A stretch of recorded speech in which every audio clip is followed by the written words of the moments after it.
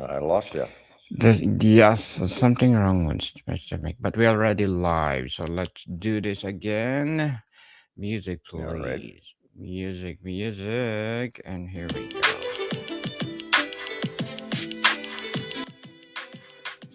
Okay, just give me a minute. Okay. Okay,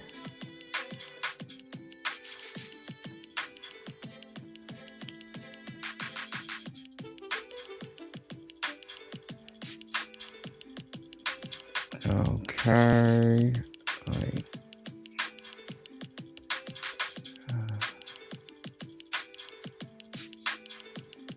Uh,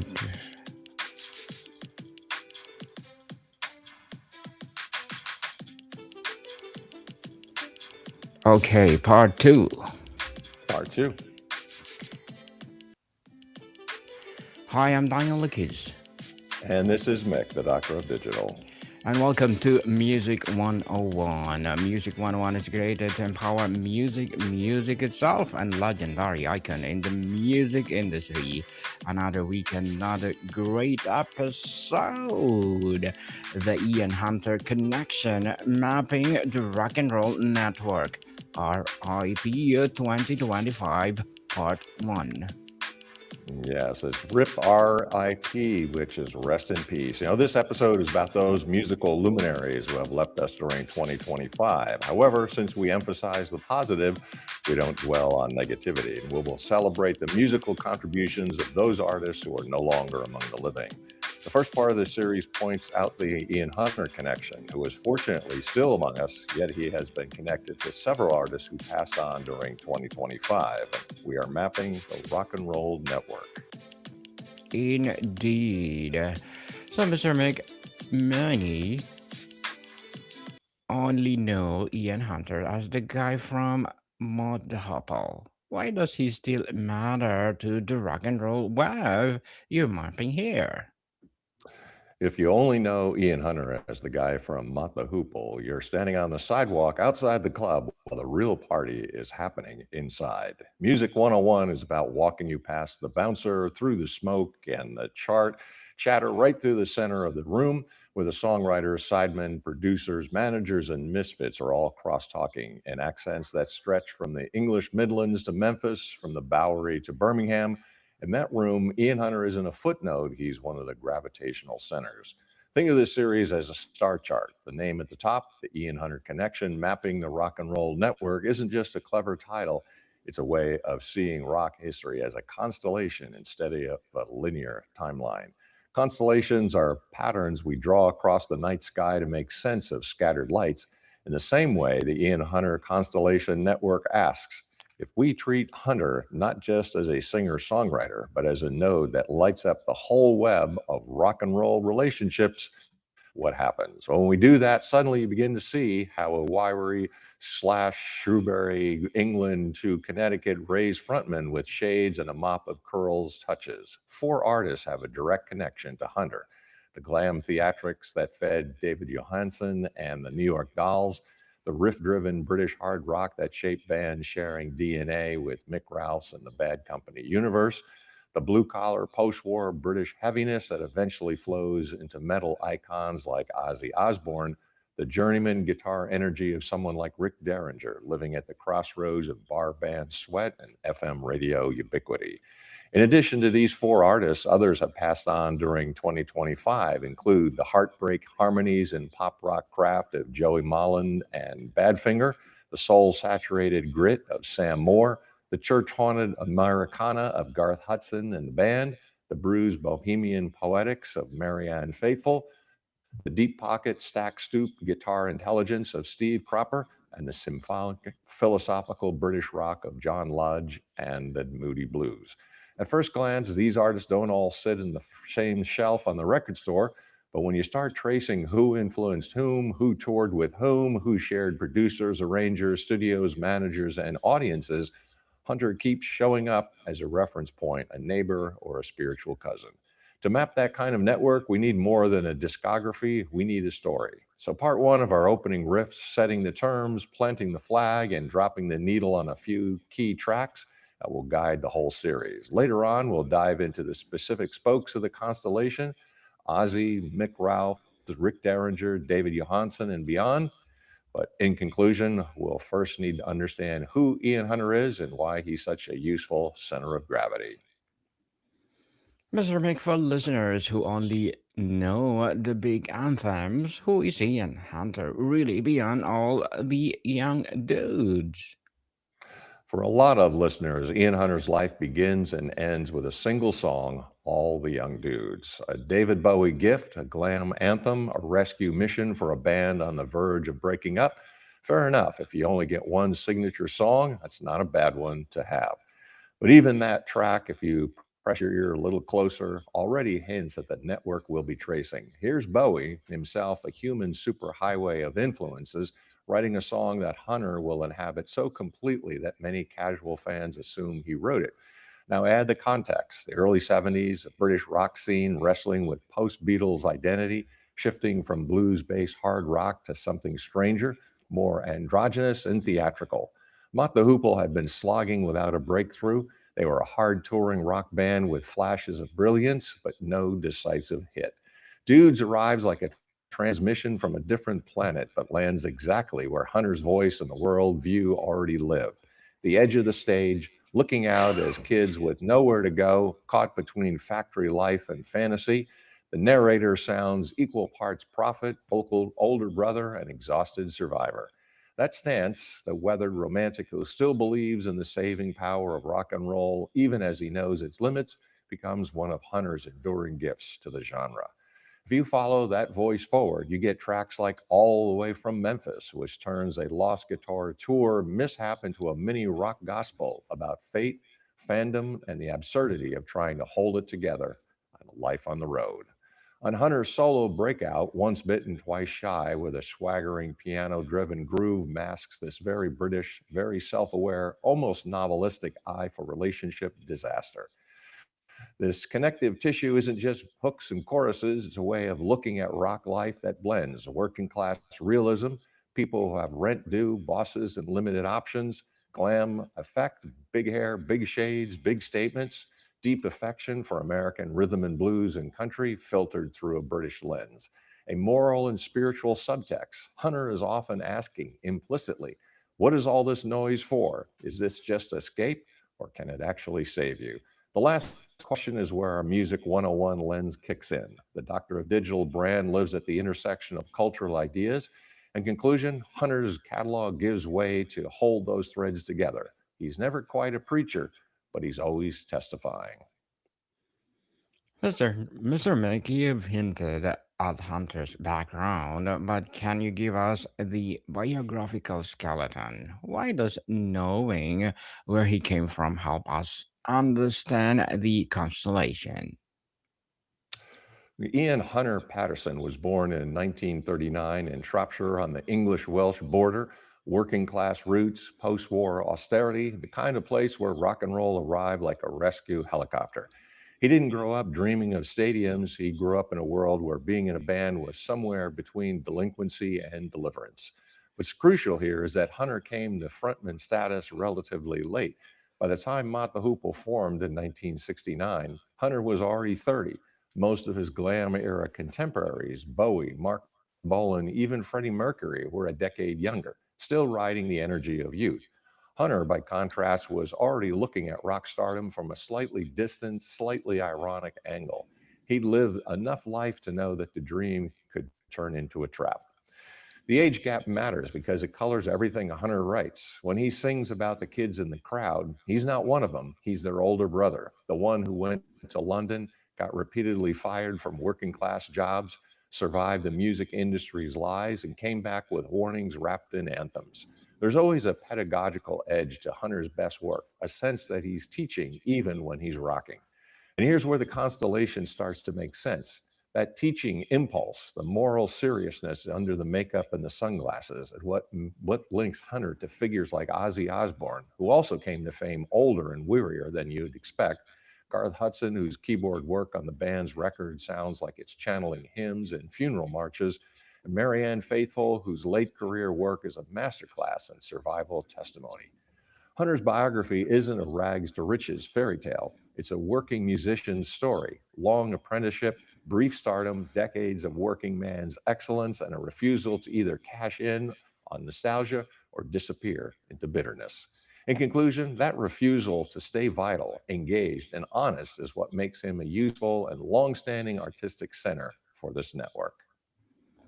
Indeed, so Mr. Mick, you're not just telling straight family tree history here. How does this consolation idea change the way we look at Hunter and his peers? Music history is often told like a family tree. This band descends from that band, this genre evolves into another. There's some truth there, but it can flatten the story. The Ian Hunter constellation framework takes a different approach. Instead of asking who came first, we ask who shares aesthetic DNA, tone, attitude, subject matter, even across genres. Who circulates through the same rooms, clubs, studios, festival bills, management, offices? Where do you hear echoes of Hunter's sensibility, that combination of humor, grit, and spiritual weariness in other artists? That's how Ozzy Osbourne ends up in our map, even if he lives more squarely in the heavy metal universe. Ozzy's Crazy Train is obviously not a Mott the Hoople B-side, but listen to the lyrics at a meditation on the world going off the rails and a damaged frontman holding it all together with some sort of sanity. Back in 2004, Ozzy Osbourne put his spin on All the Young Dudes for his Prince of Darkness box set and the Undercover album. A bold move, covering a glam rock anthem written by David Bowie and made iconic by Ian Hunter and Mott the Hoople. But Ozzy didn't just cover it. He brought Ian Hunter himself on board to sing background vocals. The collaboration came together across coasts. Sharon Osbourne reached out directly to Hunter, who recorded his parts in New York while Ozzy laid down his vocals in Los Angeles. The two never met in the studio, but the track stitched their voices together across time and genre. Reflecting on it years later, a 2023 issue of Horse's Mouth, Hunter recalled the moment simply. From Ozzy's a very likable bloke. Sharon rang us up and asked me to sing background vocals on it. He was in LA, I did it in New York. What Mick Jones did. Ozzy and Hunter traveled and shared musical circles which overlapped on one of Ozzy's LPs. Down to Earth, Ozzy Osbourne's eighth studio album, isn't the most praised record in his discography, which may have something to do with the fact that guitarist Zakk Wylde wasn't involved in the writing process. However, other songwriters were recruited for this work, and one of them was the founding member of Foreigner, Mick Jones, who would help pen the album's biggest hit, Dreamer. It's still one of Ozzy Osbourne's most beloved ballads, and it's easily the best track off this LP. Jones's role on Ian Hunter's Short Back and Sides, released August 29, 1981, was important to point out. Jones co-produced the album alongside Mick Ronson, played guitar and contributed vocal on several tracks, and he was brought in initially to overdub on one song, Theater of the Absurd, but his involvement expanded. He ended up contributing to multiple tracks and shaping the overall sound. Jones and Hunter then collaborated on Jones's song Just Wanna Hold, which is from Mick's 1989 solo album.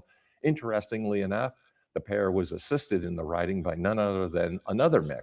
Mick Jagger wrote under the pseudonym M. Phillips, and Billy Joel added vocals and piano to the mix. That wasn't the only threads connecting the two legends, Ozzy and Hunter. Producer Max Norman, who helped shape the sound of Ozzy's seminal early studio albums, Blizzard of Oz and Diary of a Madman, had also worked with Ian Hunter, producing his 1983 record, All of the Good Ones Are Taken. Along these lines, though they never shared a full project or tour, both Ozzy and Ian passed through the same orbit: a mutual respect, a shared producer, similar collaborators, and a single song that brought rock swagger and metal together in a surprisingly and strangely fitting way. In conclusion, there's a shared emotional weather between Ozzy's wide-eyed anxiety and Hunter's weary resolve. Truly resolve and Mr. Meg. So, in addition to Ozzy, this is also how a journey like Rick Derringer, best known for the rock and roll Hoochie Coo, shows up in a constellation. How is Ian? He's a poet laureate. Well, Rick Derringer released an album called King Biscuit Flower Hour Presents Rick Derringer and Friends in 1998, and Ian Hunter appeared on it. Numerous luminaries appeared on that famous series of live concerts, including, in this instance, Derringer, of course, on guitar and vocals, Daryl Hall and John Oates vocals, Dr. John, and Edgar Winter. And this album featured Ian Hunter on two tracks, Just Another Night, which was first released by Ian Hunter in 1979, but Rick Derringer and Friends featuring Ian Hunter released their version on the album as well. And this is a great song. It's one of the best versions of it. And Derringer has a stellar solo on the album, and it's one of the best versions that Hunter has released of the song. The second track was a medley composed of All the Young Dudes, Roll Away the Stone, Honolulu Boogie, Reprise, Roll Away the Stone, Shipped, Reprise, All the Young Dudes. The unusual medley of Hunter-related songs is odd since Ian never performed that medley before or since. It's a unique release in addition to having Derringer on guitar. This was a live album from the famous King Biscuit Flower Hour radio show series, which was one of the most popular concert shows of the time. The collaboration makes perfect sense given both artists' connections to the classic rock scene of the 1970s and their shared history in the rock world. Ian Hunter from Mott the Hoople and his solo career, and Rick Derringer from his solo career and work with various rock legends. Derringer grew up mostly in Ohio, and ironically enough, the state is also associated with Ian Hunter. Hunter wrote Cleveland Rocks, which has been associated with the state ever since. In conclusion, Hunter was also associated with Derringer, who passed away in 2025. Indeed. So, Mr. Meg, finally, there is another artist connected to Hunter whom have not addressed previously, David Johnson. What can you say about him? Johansson of the New York Dolls, whose swaggering proto punk blues shares glam's lipstick but leans further into chaos. A track like Personality Crisis sounds like Mappa Hoople's unruly cousin. If All the Young Dudes is the anthem for the kids on the corner, Personality Crisis is what happens when they finally get their band together, but the wheels start to fly off. In treating these artists as stars in relation, not simply as isolated points, we can start to see how Hunter's combination of literary storytelling, street level empathy, and big room rock showmanship connects scenes that are usually kept in separate documentaries. The key connection is Mick Ronson on guitar. Ronson from David Bowie's band, The Spiders from Mars, collaborated with Johansson on Funky but Chic. This is glam detoxed, not denied. Ronson was also on Girls by Johansson. Johansson's In Style is the one album where Mick Ronson and Ian Hunter both contribute. Ronson as producer and guitarist, Hunter as co-inspirer, making it a clear document of their shared post-glam sensibility. On Style, Johansson quietly absorbs the lessons Ian Hunter had already learned, how to write love and loss without illusion, while Mick Ronson ensures the music never slips into parody. The result is one of the most adult records to emerge from glam's wreckage. David's In Style 1979 features Hunter playing acoustic piano on Flamingo Road. In On Style, Johansson adopts the mature post-illusion songwriting sensibility that Ian Hunter had already articulated earlier in the decade, while Mick Ronson, Hunter's closest collaborator, provides the production discipline that allows Johansson to abandon glam theatrics entirely. Johansson was not just a rock singer, he was a walking, breathing seminar on the architecture of identity. In my work helping experts scale their authority, I often warn against becoming a museum piece trapped in a positioning that no longer served the reality of the market. Johansson was the ultimate anti museum piece. He understood, perhaps instinctively, what neuroscience and ancient thoughts teach us, that the self is not a statue to be polished, but a performance to be iterated. When the New York Dolls stumbled onto the scene in the early 70s, rock was becoming bloated with self importance.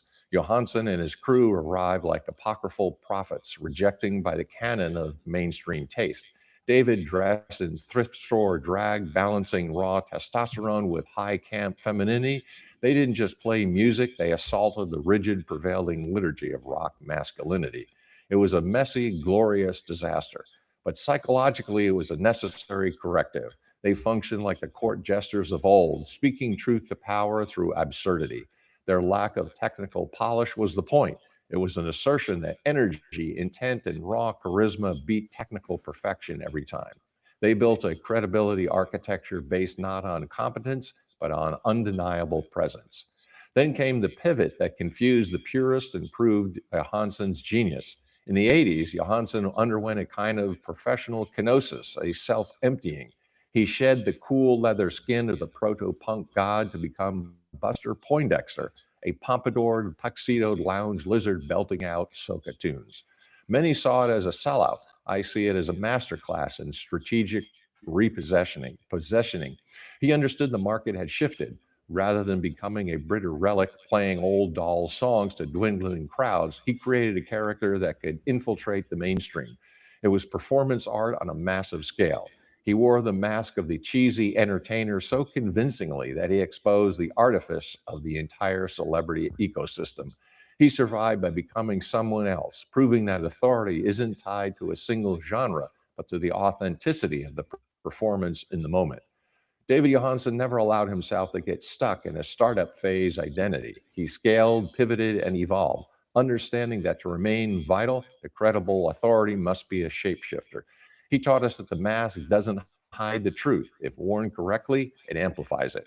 The pivot that stunned the world, donning the persona of the lounge singer, Johansen created a party anthem so undeniable that it infiltrated weddings and bar mitzvahs everywhere. It was a brilliant strategic maneuver, proving he could command a completely different stage with total authority. But Johansen's true legacy lies in his refusal to be defined by a moment. He rejected the trap of nostalgia, daring to reinvent himself completely as the soulful, martini-swilling lounge singer Buster Poindexter, scoring an improbable mainstream hit with Hot, Hot, Hot. In the later years, he shed all personas to inhabit the haunted folk world of the Harry Smiths, proving his voice could carry the weight of history with art artifice. Johansson was a cultural provocateur who challenged rigid definitions of masculinity and performance. He proved that authenticity isn't just about staying the same, it's about being fully committed to who you are right now. He was a true New York original who never became a museum piece, remaining a vital, evolving artist until the very end. In his later years with the Harry Smiths, he stripped it all away. No makeup, no tuxedo, just an aging voice confronting the primal truths of old folk and blues songs. This was the imago Dei behind the grease paint, the raw human condition, unvarnished. It was his final mature statement on authenticity that after all the masks, what remains is the song itself. He turned to the traditional text of American folk and blues. His voice, roughened by time, delivers the songs with haunting, unadorned honesty. It's the sound of an artist who has nothing left to prove, connecting directly with the human condition. In conclusion, Johansson finished with the Harry Smiths on James Alley Blues. Alley Blues. Well, Mr. Mick, in short, with Hunter, you're arguing that the thematic resonance matters more than chronological influence. That's bold claim. It's not that just chronology doesn't matter, it does, but chronology alone gives you a history. Thematic mapping gives you a cosmos. Let me break it down. So, if you follow a strict timeline, you might say Chuck Berry invents rock and roll guitar in the 50s, the Beatles refined it in the 60s, Led Zeppelin and The Who expanded in the late 60s, glam and punk splinter it into the 70s. That's accurate, but it doesn't explain why Steve Cropper's sax guitar work feels spiritually closer to Hunter's worldview than, say, Jimmy Page's mythological epics. Cropper's playing on tracks like Green Onions or his co-written Sitting on the Dock of the Bay is about economy. Every note serves the song. Every lick supports the vocal. Every song is song first, and every choice. That's Hunter's ethic too. His bands, Mott, his solo work, are never about guitar heroics. They're about crafting a narrative, building a world, serving the lyric. Page, by contrast, is building monuments. Stairway to Heaven is Stonehenge. Hunter's All the Way from Memphis is a roadside diner where everyone knows your name. Both are valid, but they're solving different problems. The constellation model lets us say Cropper and Hunter are neighbors in aesthetic space, even if they're separated by geography, genre, and decade. In conclusion, that's the power of thinking in webs instead of lines. Indeed, the power of thinking, and that'd be awesome, Mr. Meg. That'd be awesome. So you talk about the tier one and the tier two artists in this constellation. What does that actually mean for the way we walk through the series? To keep our map coherent, Music 101 is going to work with two tiers in the constellation. Tier 1, direct access artists. The figures reviewed thus far, the primary satellites around Hunter, Ozzy Osbourne, Mick Ralphs, Rick Derringer, David Johansen. With each of them, we can draw fairly clear lines, musical, thematic, or biographical, to the world Hunter helped define. Resonant neighbors in Tier 2. These artists who might not be directly connected to Hunter in a music journalist sense, but who resonate strongly with aspects of his sensibility. Joey Mullen, Badfinger, Sam Moore, Garth Hudson, Marianne Faithfull, Steve Cropper, and John Lodge. There are like nearly constellations nearby whose stars, hair, temperature, and hue. Take Badfinger with Joey Mullen at the heart of their later lineups. When you spin Baby Blue or No Matter What, you hear gorgeous power pop craft. Yes, but you also hear the tragedy that would swallow the band, exploitive contracts, financial ruin, and two suicides. In conclusion, Hunter's own writing about the music business, its lies, its false promises, its saints and hustlers, sits right alongside Badfinger's story, even if they never shared a stage. Indeed, and thank you so much for sharing your knowledge and wisdom to the world, Mr. Mike. The Ian Hunter Connection Mapping the Rock and Roll Network, RIP 2025, Part 1 traces a far reaching musical web shaped by Ian Hunter, whose voice, vision, and collaboration helped define the pivotal era of rock history. Mr. Mike, would you like to plug in something? Appreciate the opportunity. Write the book, grow the business. Connect with me on LinkedIn, GMIC, the Dr. Digital Smith, PhD. Listen to the Dr. of Digital podcast and pick up a couple volumes I have on Amazon. That's Burning America and On Track Ian Hunter. And if you love music, then support true fans. Yes, people, support Mr. Mike, the Dr. Digital, and please do listen to our other podcasts, Love Letters, Music 101, what else? Mental Health 101, and Sex 101. So, Mr. Mike, thank you so much for your time. Thank you, my friend. Till next time, Deus Volt. Welcome, people. See you soon.